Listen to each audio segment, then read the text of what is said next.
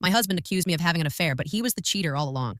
I didn't scream. I didn't fight. I let him bury himself with lies. And when the truth finally came out, it destroyed him completely. Our 7th anniversary should have been a quiet dinner and a clink of glasses, the kind of warmth you can't fake. Instead, it became a courtroom with linen napkins. Ethan chose the restaurant, a place with light and waiters who appear when you merely think water. He'd invited our families, said he wanted to celebrate what we've built. I wore the navy dress he liked and curled my hair the way his mother, Valerie, called soft. I wanted simple. I wanted easy. There was a cake at the bar, our names in silver sugar. Then Ethan stood, tapped his spoon against his glass, and smiled in that practiced way photographs believe. I have something to say, he announced. Chairs creaked. Forks paused. My sister Maya grinned. She expected a surprise trip, maybe the dog I'd been hinting at. Ethan slid a folded paper from his jacket like a magician producing proof. He didn't look at me. I can't do this charade anymore, he said. I found out my wife has been having an affair. Silence fell. Someone's knife clattered. Faces tilted toward me as if the lighting had snapped and I was the only thing still illuminated. My mouth opened, but no sound came. Ethan spread the paper. Printouts of text bubbles without timestamps. A photo of me hugging someone at a work conference. If you squinted, the moment could be whatever story you wanted. He wanted betrayal. Valerie gasped, palm to pearls. The waiter retreated, holding a bottle of Pinot like a prop. That's not what that is, I said, but the words were thin, climbing a wall slick with doubt. Ethan shook his head, calm. Please don't lie, he said, loud enough for the next table. I've given you every chance to be honest. The room felt smaller. Maya reached for my hand under the table. I pulled away from the urge to sob. I wasn't going to cry for an accusation I didn't earn. Who? I asked. Who do you think I'm with? He looked almost satisfied, like a man sliding the last chess piece into check. A colleague, he said, from the nonprofit. Liam. You think I didn't notice? The logic was absurd. Liam was engaged to a woman who collected houseplants and brought lemon bars to staff meetings. I laughed once, sharp. You're wrong, I said. And you know it. Ethan's smile didn't reach his eyes. I know what I saw. Then show everyone all of it, I said. Not the pieces you printed to fit a story. He flinched. Valerie stood like a bailiff waiting for her cue. We should go, she declared. People were watching. I'm not leaving, I said, because rage had cooled to steel. I have nothing to run from. But the party was over. The cake became a monument to something that had already died in Ethan's hands. He dropped the papers like confetti after a parade no one wanted. He walked out. Valerie followed. It is strange, the sound humiliation makes. It isn't loud. It's a muffled thing, like applause through a wall. I sat still and learned it. That night, I washed foundation from my face until the cloth came away clean and my eyes were red. Ethan didn't come home at all. The bed was a coastline I refused to cross. In the mirror, I looked like a woman accused who had not yet decided whether to break. I told the reflection, a vow I could keep. I will not beg. I will not chase. I will not let a lie name me. If someone accused you of something you didn't do, would you fight back immediately or stay quiet and observe? The morning after the ambush, the house was still. Too still. Ethan's shoes were gone from the hallway. His toothbrush sat abandoned on the counter like he hadn't touched it. I brewed coffee I couldn't drink, watching steam curl upward and vanish. My phone buzzed in irregular bursts. Texts from my sister Maya, a missed call from my mother, a single message from Valerie that read, I hope you can reflect on your choices. Choices, as though I had been the one rewriting history. I didn't respond to any of them, not yet. Because the silence, heavy as it was, felt safer than speaking into an echo chamber that had already decided I was guilty. At work, whispers followed me. Liam avoided my gaze in the break room, not because he believed Ethan's story, but because scandal has gravity, and anyone standing too close risks being pulled in. His fiancée, Heather, did stop by my desk, though. She leaned in and said, Lo, don't let this nonsense get to you. I know where he was every night last week, and it wasn't with you. Her loyalty gave me a flicker of relief, a reminder. The truth had witnesses, even if they were quiet ones. Ethan didn't call. Days stretched into a week. He moved into a hotel I learned through mutual acquaintances. Valerie fed relatives the narrative like it was gospel. Her son, betrayed, stoic and suffering, while his conniving wife danced around with a coworker. But what stung wasn't the lie, it was his silence. The deliberate wall. He hadn't asked me once for my side. He hadn't sought to understand. He had gone straight to condemnation, like he'd been waiting for the chance. By the end of that week, anger replaced despair. It sharpened my movements. I stopped shrinking at the grocery store when someone stared too long. I smiled, even when whispers curled around my back. I wasn't going to wear shame that didn't belong to me. And then the first crack appeared. Maya showed up at my door, cheeks flushed, phone in hand. You need to see this, she said. She turned her screen toward me. It was a photo from social media, Ethan at a bar, late at night, with a woman leaning far too close. She wasn't a stranger. I recognized her immediately, his assistant, Claire. Blonde hair, red lipstick, and the same woman who had sent him late-night texts labeled work emergencies. The photo wasn't scandalous enough to scream affair, but it whispered. It suggested. My pulse didn't race with shock. It slowed, heavy, steady. Something inside me clicked. He accused you, Maya said, voice tight with outrage. All the while, I sat down, calm in a way that startled even me. I know what's happening, I said. He's deflecting. He's projecting his guilt onto me. And for the first time since that dinner, I smiled, because the truth was no longer invisible. It was waiting, patient, ready to be revealed. I whispered to myself, he built the fire. He just doesn't know yet that he's the one who's going to burn. Do you think small changes in someone's behavior reveal the truth, or can they be misleading? The photo of Ethan and Claire became a thorn lodged in my thoughts. I didn't show it to anyone else. Yet, timing mattered. Evidence was only useful if wielded at the right moment, but the universe seemed eager to feed me more. 2 days later, Heather invited me for coffee. She looked uncomfortable, like someone carrying a secret too heavy to keep. She leaned forward across the cafe table and said, "Claire's been bragging at the office. She thinks she's untouchable. Do you want to know what she told me?" I nodded, though my heart was already pounding. She said Ethan promised her he was leaving you, that once the divorce was settled, she'd finally have her place in his world. The words didn't gut me the way they might have weeks ago. Instead, they hardened me, because in that moment, the betrayal shifted from personal to strategic. This wasn't just a man lying to his wife. This was a man rewriting the narrative to protect himself while building a future on deceit. Heather reached across the table, squeezing my hand. "I know you didn't do anything wrong, but people believe the first story they hear. You need to be ready when the truth comes out," I squeezed back. "Oh, I'll be ready." At home, I began my quiet preparation. I dug through old emails, messages, anything that hinted at Ethan's late nights, unexplained absences, inconsistencies. I wasn't looking for scraps. I was building a case. Meanwhile, Ethan kept his distance, but his silence wasn't perfect. One evening, he sent a message. "We'll need to discuss divorce proceedings soon. My lawyer will contact you. Divorce. No discussion, no question, just a decree." I stared at the screen until my eyes blurred. Then I typed back, "We'll see." It was a small sentence, but it shifted the power. He assumed I'd crumble, that I'd fold under the shame he'd cast on me. But I wasn't the broken woman he thought he'd left behind. And then, another fracture appeared. Maya called late one night, voice urgent. "You need to know this. One of Dad's old business associates saw Ethan with Claire at a hotel out of town, not for work. For a weekend getaway, I closed my eyes, exhaling slowly. Piece by piece, the puzzle was forming. Ethan's accusations weren't just lies, they were camouflage. He had built an entire stage play, casting me as the villain while he hid in plain sight. But plays end, curtains fall, and actors are exposed. That night, as I lay in bed staring at the ceiling, I whispered to myself, he thinks he's writing my ending. But really, he's giving me the perfect opening scene. The fractures were widening, and soon his entire facade would collapse. Would you rather confront lies head-on or gather proof in silence? The whispers in my head had turned into thunder. Ethan's accusations, his smug silence, Claire's arrogant boasts, they were all fuel. But fuel only mattered if you had a fire ready to burn. I decided to stop waiting. The first step was quiet observation. I didn't confront Ethan, didn't push him into confessing. Instead, I let him believe I was the wounded wife, too broken to fight back. That illusion gave me freedom. At the same time, I reached out to people Ethan underestimated. The first was our mutual friend, Daniel. He'd always been closer to Ethan than me, but he was also loyal to the truth. I asked him casually if Ethan had mentioned anything about me. Daniel frowned, swirling the coffee in his cup. He said that you weren't happy, that you found comfort elsewhere. But honestly, it sounded rehearsed, like he wanted me to believe it. I felt a cold smile creep across my lips. Ethan wasn't just lying to me, he was planting the same script everywhere, ensuring his story spread like wildfire. But rehearsed lies have cracks, and cracks let light through.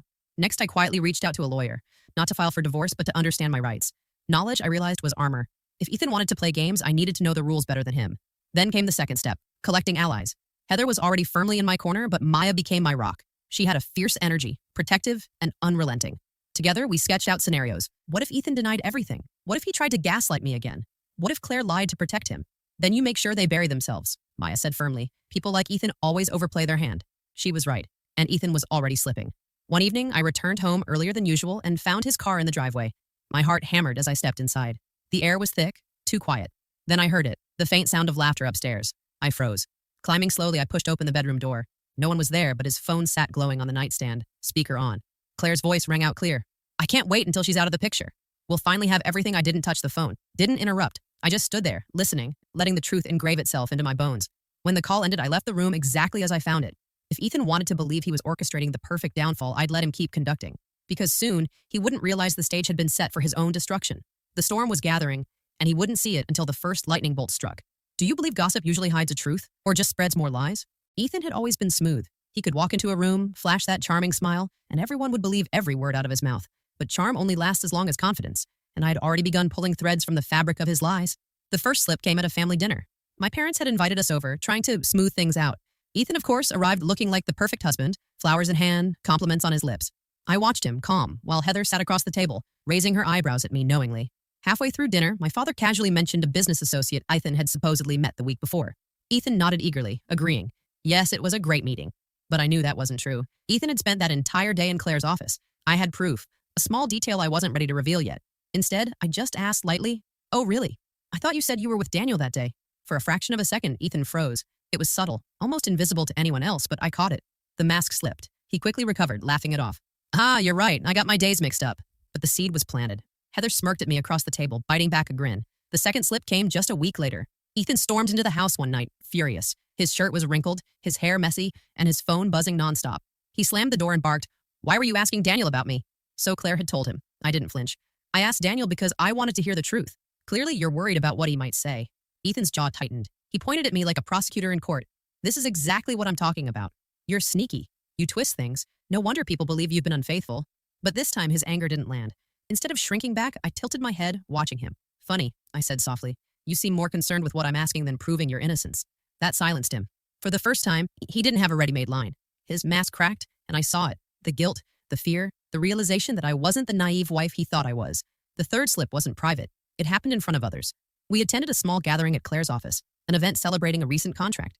Ethan stuck close to her, laughing too loud at her jokes, brushing her hand just a little too long. To the untrained eye, it could have been nothing, but people noticed. I saw Daniel glance at them, then at me, his expression shifting. Later, when Ethan left for a drink, Daniel leaned over.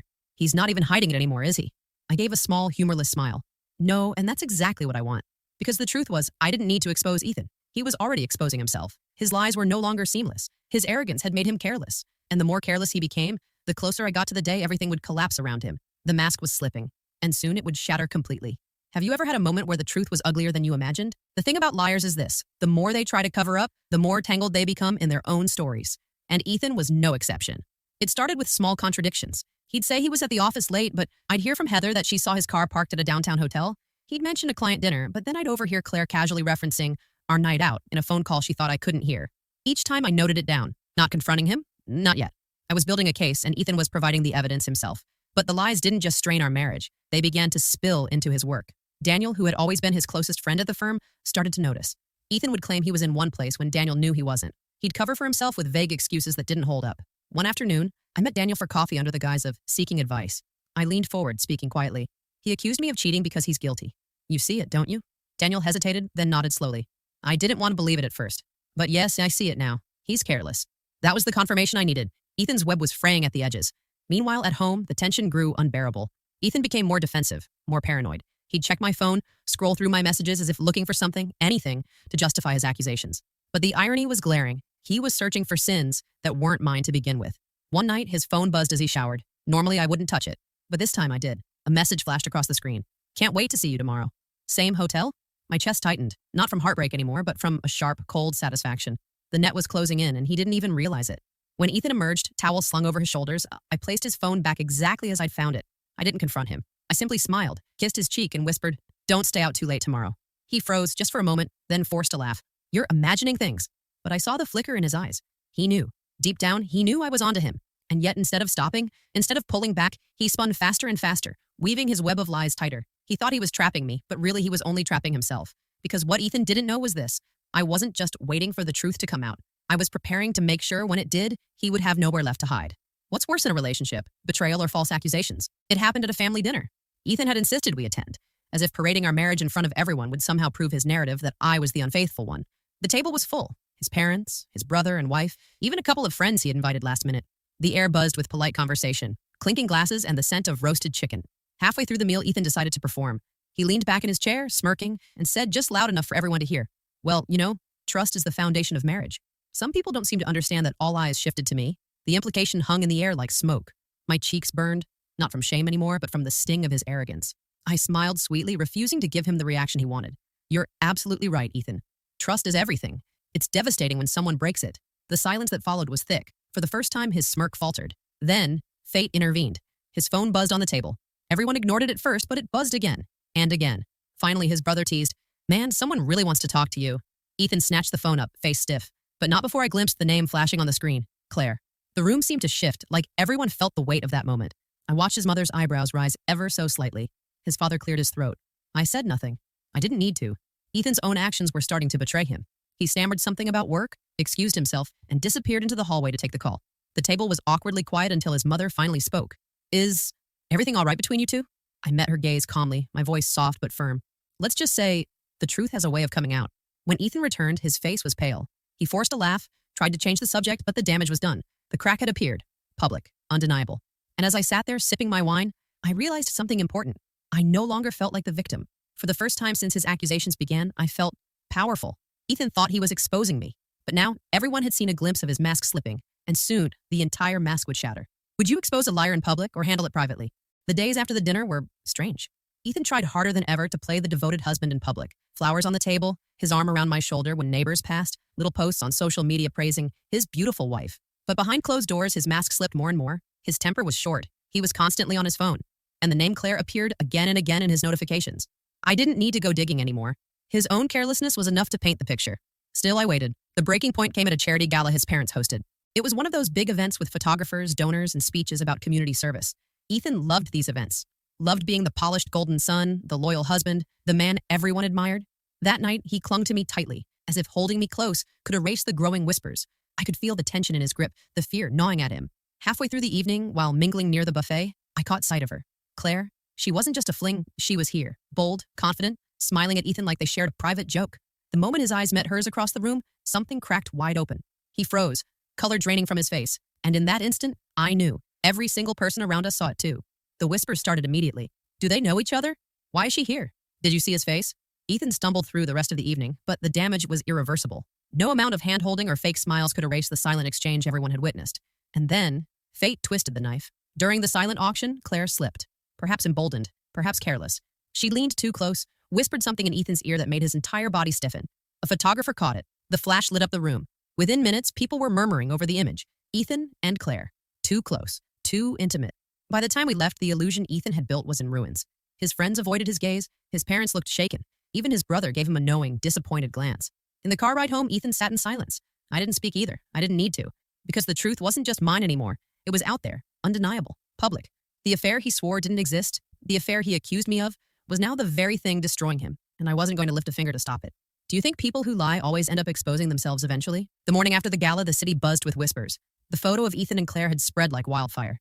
It wasn't tabloid-worthy yet, but in our social circle, the neighbors, the colleagues, the family friends, it was enough. Phones buzzed. Messages flew. People asked me questions in soft, pitying tones. Are you okay? Do you know her? What really happened? I didn't answer, not yet. Ethan tried to do damage control. He paced the kitchen, his voice sharp and desperate as he called friends, his parents, even the photographer. It's nothing. She's just a family friend. Misunderstanding, misinterpreted. But the harder he fought, the guiltier he looked. By mid-afternoon, his mother showed up at the house. She took me aside, her voice low. Rachel, I don't know what's happening, but is it true? Is Ethan? For the first time, I let myself speak the words I'd held back for months. Yes, he's been cheating on me, and all this time he's been accusing me instead. The look on her face said everything. Shock, shame, disappointment. For her perfect son, her golden boy. The dam broke that evening when his best friend, Mark, called me directly. He told me the truth Ethan had tried so hard to bury. Ethan and Claire had been seeing each other for nearly a year. Mark had warned him, begged him to stop, but Ethan had refused. Mark's words hit me like a strange mix of pain and relief. Pain because the betrayal was even deeper than I thought. Relief because now I had confirmation. Proof. I didn't even have to expose him myself. His own arrogance did it for me. 2 days later, Ethan's downfall became official. Claire herself posted a picture on Instagram. A cozy dinner photo, her hand over his. No caption, just a heart. The comments exploded. People tagged me. People tagged him. There was no denying it now. That night, Ethan came home late, shoulders slumped, eyes bloodshot. He didn't rage this time. He didn't accuse me. He didn't even speak. He just sat at the edge of the bed, head in his hands, a broken man. For the first time, the roles had shifted completely. He was the one drowning in shame, whispers, and humiliation. And I was the one people looked at with sympathy, with respect, with quiet admiration for my silence and grace.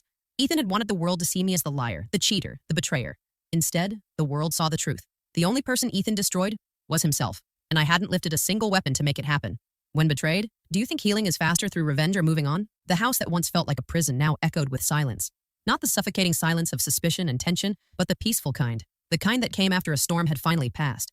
Ethan was gone. He'd packed a few bags and slunk off to Claire's apartment, though whispers told me even she was beginning to distance herself from him now that his reputation had shattered. I stood in the kitchen one morning, coffee in hand, looking out the window. For the first time in years, I felt light, free. The calls and messages from friends and family didn't stop. Rachel, you deserve better. We're so sorry you went through this. We always knew you were the strong one. And I was. Because the truth wasn't just about clearing my name, it was about reclaiming myself. Ethan had tried to strip me of dignity, love, and trust. He had tried to paint me as something I wasn't, to shield himself from the truth of who he was. But in the end, the truth had a way of clawing its way out, brighter and louder than any lie. I didn't need revenge. I didn't need to scream or throw accusations. I let him collapse under the weight of his own deceit. And I walked away. I signed the divorce papers without tears. I let him keep the house, because I didn't want a place haunted by lies. Instead, I moved into a smaller apartment, one I decorated with colors that felt like me. Every corner spoke of a new beginning, plants on the balcony, books piled by the bed, fresh paint on the walls. A home built not on appearances or contracts, but on freedom and self-respect. Months later, I ran into an old acquaintance at the grocery store. She gave me a sympathetic smile and said, Rachel, I don't know how you went through all of that. I smiled back, not bitter, not broken, just whole. I didn't just go through it, I told her. I came out better. Because that was the truth. Ethan had tried to bury me with lies, but all he did was plant the seed of my strength, and now I was free, forever free. If you were in Rachel's place, would you expose Ethan publicly or walk away in silence like she did? Share your thoughts in the comments. I'd love to know.